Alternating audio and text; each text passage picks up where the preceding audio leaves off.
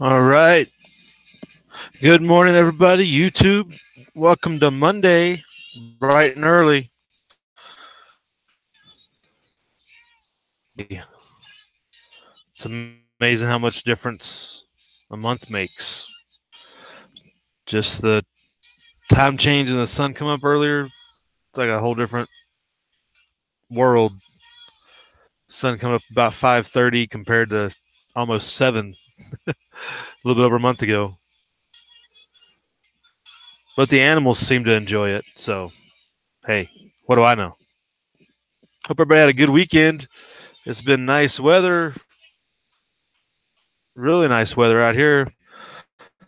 Looks like it's going to be clear for most of the people out there. Lots of clear space.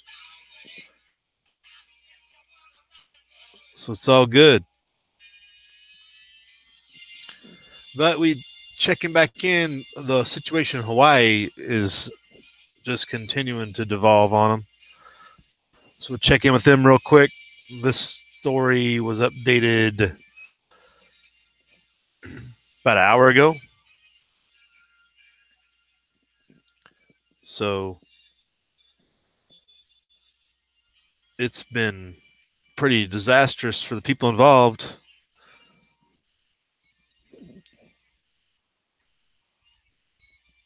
So 26 homes total, no new eruptions since there were several over the weekend compared to what we saw Friday. I haven't heard of any new earthquakes either, so that's a good thing.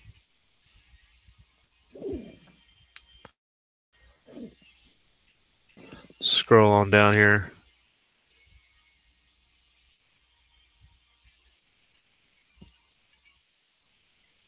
The fissures are as many as 10. New fissures open late Sunday, bringing the total number to 11. Okay. So it does keep growing. So they got definitely not out of the woods.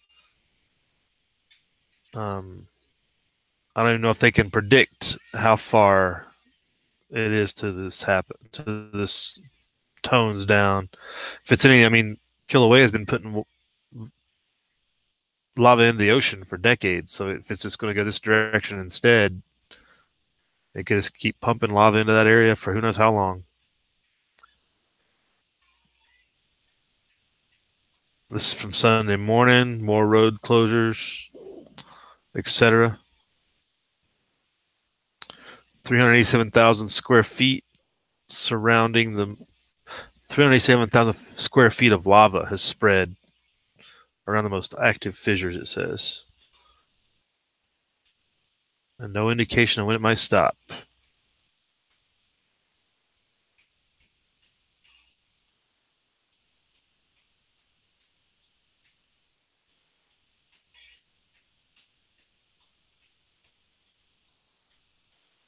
Yeah, so these places are probably unrecoverable. Like these places, these houses that have been destroyed by the lava, it ain't like an earthquake or a flood where you go back and recover. It's probably gone. That's the. It's more like a tornado where even in a tornado, you go back and piece together what little may remain. But in these cases, they're probably not ever gonna be able to get back in here, especially if it continues active lava flow. It's just gonna be a hot zone for a long time. Be more like what would happen after radioactive fallout of some sort. You ain't going back in there for a long time.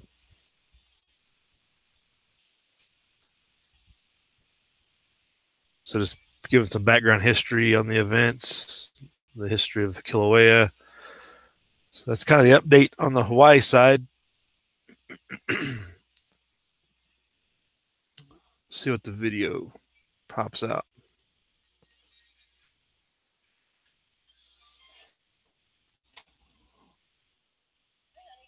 Get your mother flowers for Mother's Day. Don't forget.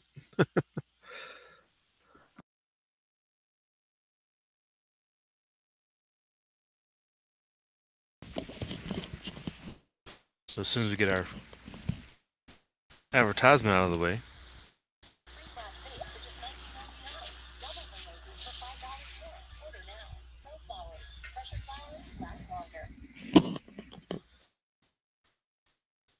That's time lapse. Okay.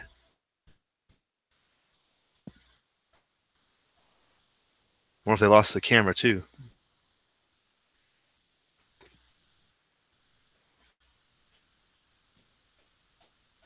Yeah, some of these places they're never getting into again. They've lost everything. That's when you need a bug out plan, you better have it type thing.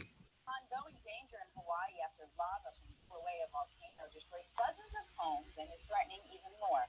Lava and lethal gases are bursting up from fissures in the ground on Hawaii's biggest island. Rivers of lava are covering roads, but are moving relatively slow. No injuries have been reported so far. The worst hit neighborhood is the Leilani Estates on the east side of the Big Island. Altogether, more than 1,700 residents have been evacuated. Lava isn't the only danger. Authorities are monitoring levels of toxic gases in threatened areas. More than 500 earthquakes have some good visuals coming out of there, including one 6.9 magnitude tremor. All right, let's pause that. So that's your Hawaii update. It will probably go on for quite some time. If you wanted to go volcano watching, this might be a good time to go watch. Let's see. We'll go check side chat. Forgot to go check in. Hey, Walter Davis, good morning. Yeah, the weather's been nice everywhere, it seems like. Wes S., you missed out on your chance of rain.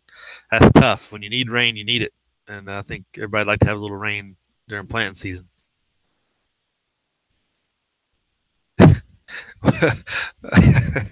Your Michelins can get you over that, Wes. Okay. You're talking about the lava flows and stuff. Good morning, James. What's up, J Mac? How's it going?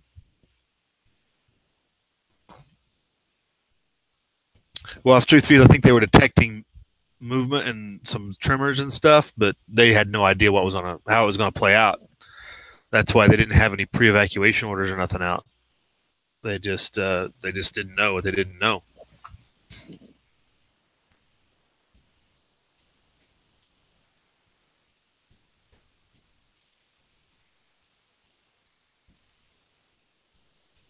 Oh well, yeah, J Mac, right? If it was big enough, you'd have to evacuate the whole island, right? Like if I mean, the big island of Hawaii is fairly sizable. I don't know that Kilauea, with you got the high ground between Mauna Loa and Mauna Kea. I don't know if it could take out the whole island, but if Kilauea blew up, yeah, the evacuation of the whole island could be a significant issue when you talk about having your plans, right? A lot of boats and a lot of planes, because there's quite a few. I don't know. There's got to be tens of thousands of people on the Big Island. I don't know if there's hundreds of thousands. But Hilo and some of the other towns are pretty big. I haven't been there in decades, so it's probably grew quite a bit.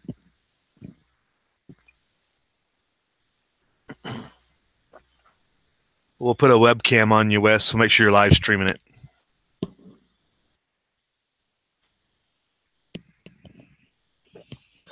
All right, so there's your Hawaii update. In your how did that happen vein, this came out over the weekend, shared by Fuzz Fork over on the, I think it was Fuzz, over on the G+. Idaho State University has lost plutonium. And it's weapons grade plutonium. It's like, what are universities doing with weapons grade plutonium? Talk about a science project. What kind of science labs they running? So it's from Friday, I guess. Yeah. Came out Friday evening, it looks like. I just have a chance to hit on it earlier in the weekend. But it's only a 1/30th of an ounce, 1 gram of the material that is used in nuclear reactors and to make nuclear bombs. So it can't account for 1 gram of plutonium.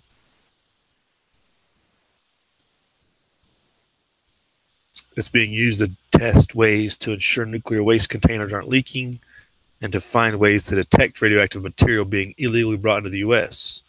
So I guess there's research applications. Who knew? I don't know grade plutonium.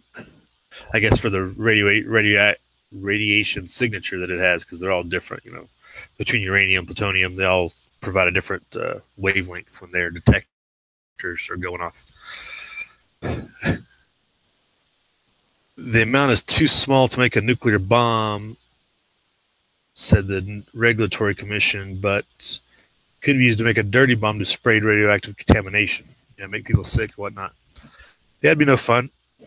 So don't go to Idaho State. They might lose something important.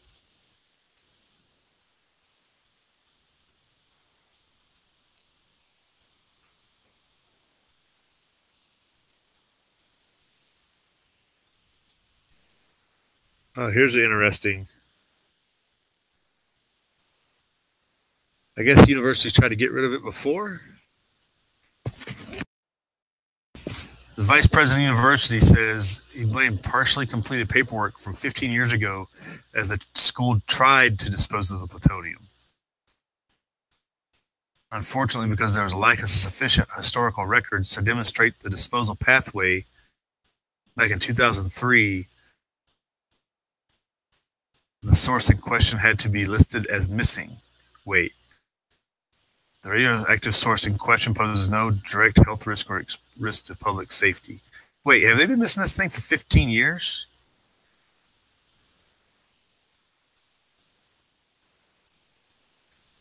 They've been missing this for 15 years.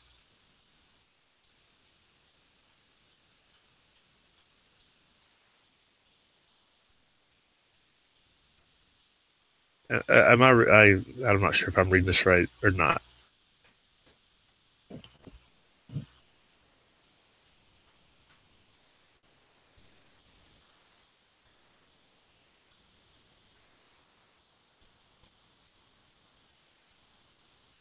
So the university reported the plutonium missing October 13th. According to documents of the Nuclear Regulatory Commission, the agency said the school searched. The agency said a school employee doing a routine inventory discovered the university could only account for 13 of its 14 plutonium sources, each weighing about the same as small, a gram or so.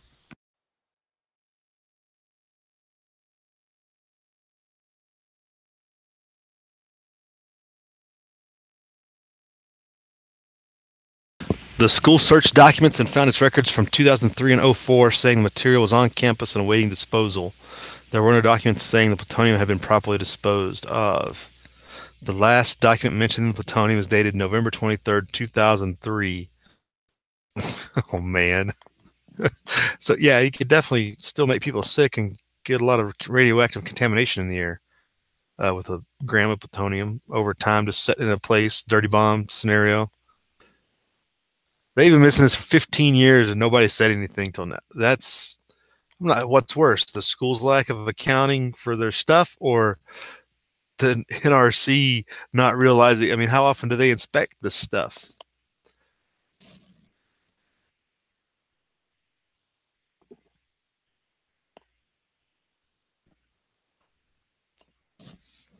I guess it's one of those things. It's only a gram, no big deal.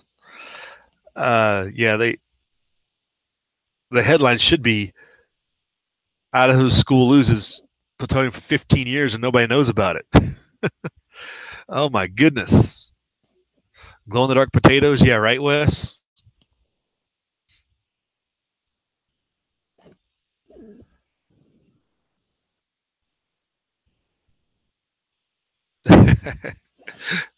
Yeah, you can't imagine where that went.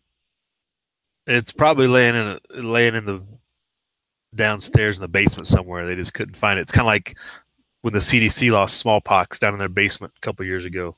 Oh, we've had this here since the 50s. We didn't know it was unaccounted for. Meanwhile, half the human race gets wiped out. Yo, Poison Stinger, what's up? Good morning.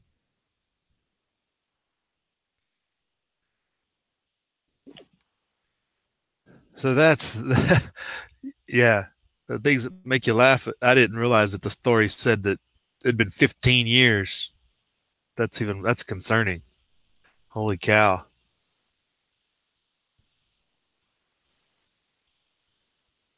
On the economic front, oil just hit through $70 this morning, so more price at the pump. I think they're saying kind of the price point we can probably look forward to is about $85 a barrel. So no, we're going to be pushing $4 a gallon for gas. Well, people in LA probably already are pushing $4, but the normal average or whatever you want to call it, it's probably going to be pushing $4 this summer if this keeps up. What's funny is, so they're saying this has been driven by deepening economic crisis in Venezuela, which hasn't put out oil in a couple of years on a regular basis. And the worry is that U.S. could reimpose sanctions on Iran. The thing is, the U.S. just became the largest oil exporter in the world just in the last couple of weeks. We now export more oil than anybody else. So is there really a shortage in supply? Just a question for you. How much oil does Iran really put out that if we put sanctions on them, who from the countries that are friendly with us even gets our oil from Iran anymore, and who couldn't just replace their oil from Iran get it from the U.S. or somewhere else? Just a thought.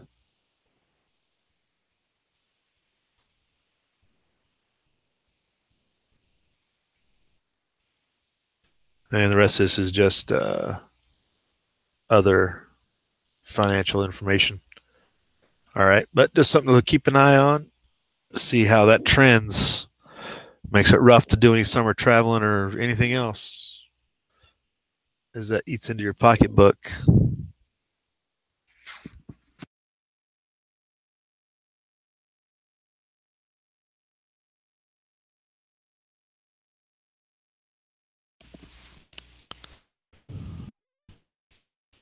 Right, Walter. Consumer spending is a big issue there. Just disposable income, buying things other than food and housing, you know. On the international front, oh snap, reload. Oh, James, you already got $4? Oh, okay, that's sorry to hear that. Better you than me, but dang, sorry to hear that. Greenland wants to join the family of independent nations. Who knew that Denmark was even capable of being able to be governed or have anything there significant enough to worry about? So talking about secession from Denmark. So we're always keeping track of secession movements. That's our thing here. One of our things. One of our many things. Jack of all trades, as it says. But as they're ruled by Denmark, basically,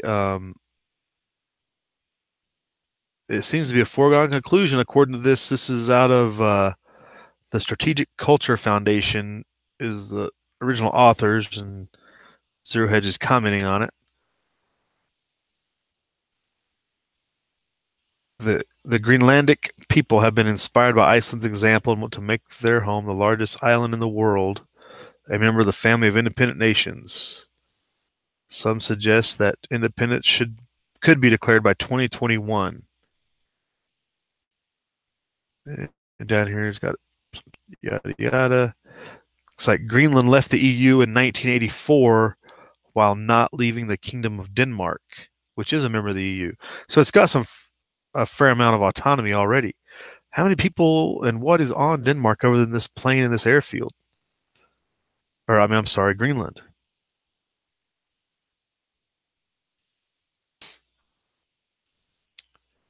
Also, it goes on to point out that this proves that Scotland and Northern Ireland could find a way to remain simultaneously parts of the UK and the EU if they wanted to. There's no need for hard choices. They can have their cake and eat it too, I guess is what they're saying. That's an interesting concept. So Greenland was granted home rule in 1979 and self-rule in 2009. Denmark's constitution recognizes its right to become a sovereign nation, but it would then lose the subsidies it receives from Copenhagen. Well, of course, it's an independent nation. Of course, it loses subsidies. Of course, the U.S. will fund it. So, I mean, we'll put foreign aid into it, I'm sure, for whatever reason. And that's going to get more to the point of why I picked up on the article. Tourist infrastructure and mining can help bring Greenlanders closer to their goal of self-sufficiency. Rare earth elements could turn it into a diplomatic flashpoint. China's influence is strong and will probably grow as Greenland needs foreign investment. There's the key thing. We're going to get involved. With Greenland being so close in the North Atlantic and all that other good stuff, that's one place we definitely don't want China to be growing a base, if you will, or growing in their influence.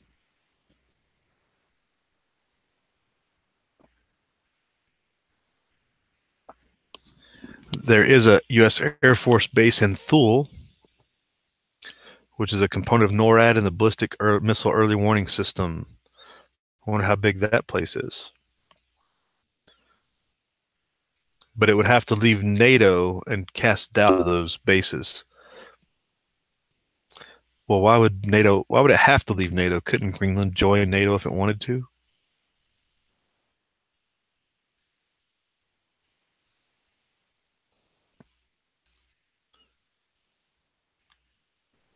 The melting ice offers economic opportunities, but also is revealing it looks like there's a secret base where toxic agents were stored. So there's a U.S. military base, top secret Cold War military base where toxic agents were stored. The site was abandoned in 1967 under the assumption that it would remain eternally frozen. Now it is rising to the surface as its ice covering melts.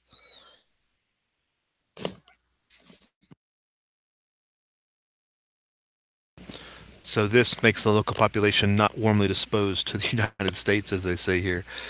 Yeah, you put all this stuff here to freeze, and now it's coming back to haunt us.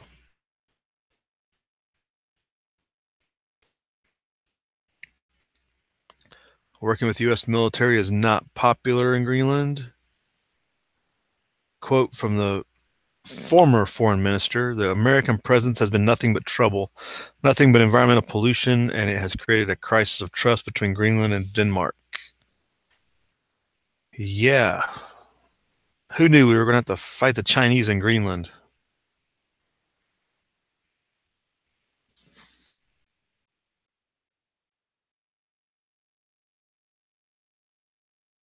Oh, you know what's bad here, and here's how you know the agenda's already cooked into the pie here. Oh, yeah, not good. So once Denmark loses Greenland, it'll no longer be an Arctic state, but China would have a proxy vote in Arctic matters. As Paula Briscoe, who is an analyst at the Council of Foreign Relations, put it. When the Council on Foreign Relations is chiming in, you know something's up.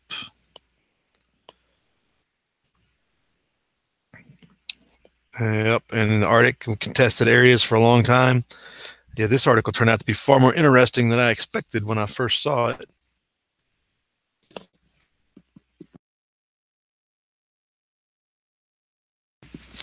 But they do close out. Greenland's independence will no doubt inspire secessionist movements in Denmark, such as the Faroe Island independence movement, and across Europe, which we've covered: Scotland, Catalonia, Basque, Flanders, and the list can go on, as it says here. A lot more going out there. A lot of disenchanted people out there. Interesting article. Check that out. And it also has all the links throughout the article to other issues and like articles. So check that out. That's interesting. That title could be a lot more leading to make it clickbait, considering all the influence in China and everything else there, but they went with a fairly generic title. What's the side chat saying about this?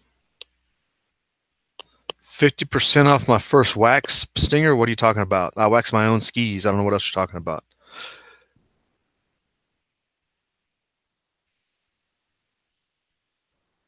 China, the big influence. Yeah, right, James.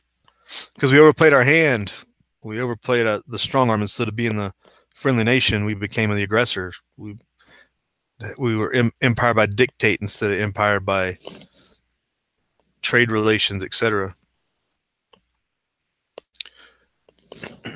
Right. Yeah, I don't know the Greenland sustainable West S, but it is a strategic location. I think that's the issue that is really brought up here. It does mention they have some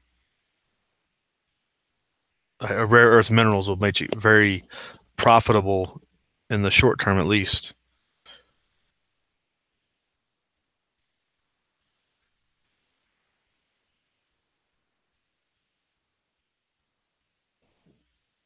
Yeah, truth. China plays 20D chess. We're playing checkers half the time. We talked about that Saturday morning, or in my drive Friday chat, my drive video. I kind of talked about China being the patient one that kind of just all of a sudden started playing our game at our level when they've been setting everything up in the background.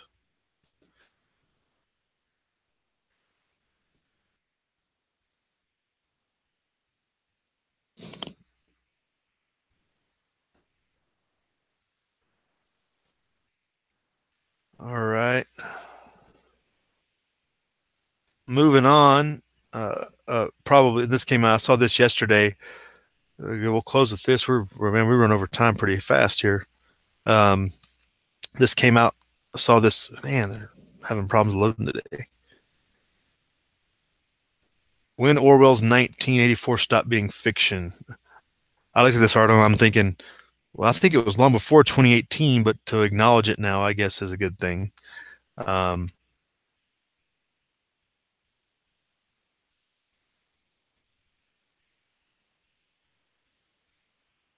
So they're just going to see what they're talking about, but I think the headline is appropriate.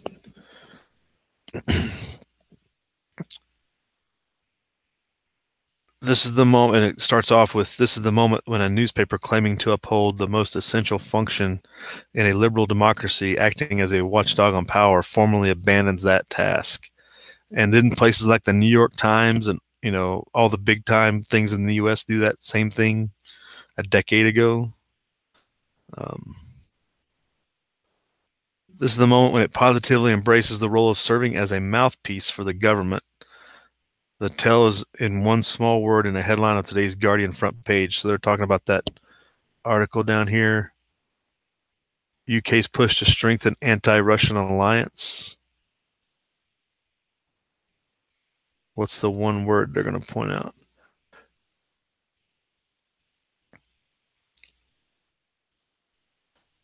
So it says the story's doing none of this.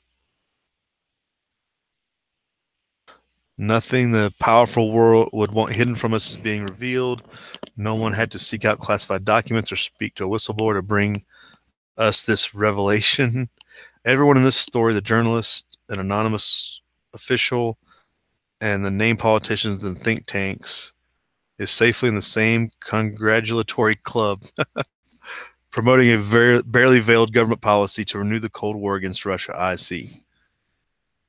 So basically, it's saying the paper didn't have to work hard, and they just kind of put out what the powers that be wanted. So like what we see daily. If you don't find it, right? Okay.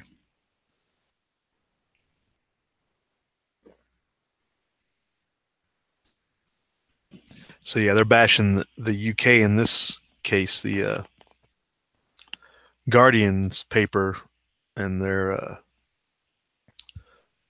acquiescence to powers that be. But you could write the same article about. I mean, how many media organizations are there in the U.S. now? We're down to 4 or something that control 9% of the media. So it goes not only for newspapers all the way up to TV, news, and everything else. We saw that video a couple weeks ago, a month ago, where they compared all those clips from all the different news stations around the country, and they're all verbatim saying the same exact line on the evening news. And just to, it was part of the Fight Fake News campaign.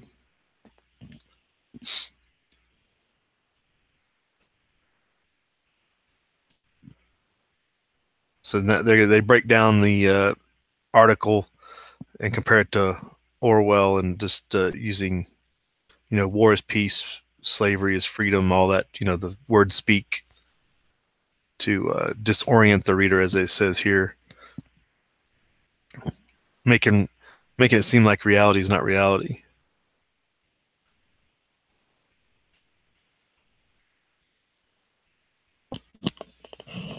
So it looks like they're going to go back to the Soviets are everywhere. The Russians are under your bed. It's the Russians. So that's an interesting article. We're about ready to wrap it up. Anybody else got anything going on in their town? Location that makes it interesting? So that article there, remember, they're in the description box below for links if you want to check them out.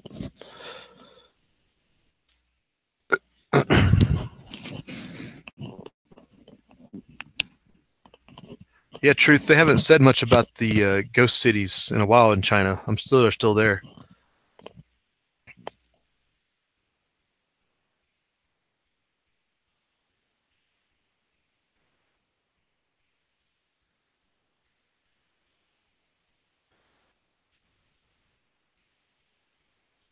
Yeah, how's all this 5G getting put out, Truth? Because I haven't seen any new infrastructure. Maybe they just won't put it where I'm at. That's fine by me, I guess. Everybody's talking about the 5G mind control destruction devices, but haven't seen any replacement. Or are the towers so small you just don't even see it? Just like putting in a Wi-Fi hotspot. Right, James? Russia. I always think of what was the TV show?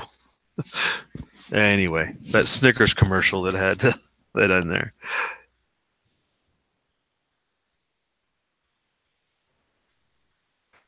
All right. Looks like that's about it, folks. Have a good day. Hope you have survive Monday. I don't know. You can have a good Monday, but survival is the task.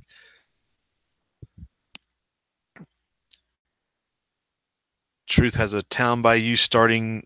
Verizon and Samsung supposed to be doing it. Is that the 5G they're installing? Okay. Yeah, there you go, Truth. For Brady Bunch. I can't. Yeah. There you go. Just let the voice I hear that in. Russia. Oh no. And Walter Davis. Okay, big news for Walter Davis. In-laws are coming for Mother's Day. Okay. We'll watch for the nuclear explosion from space and whatnot for that impending doom. Hey Barry, good morning. How you doing? Mondays suck. All right. Have a good one, folks. We'll get out of here. Live free.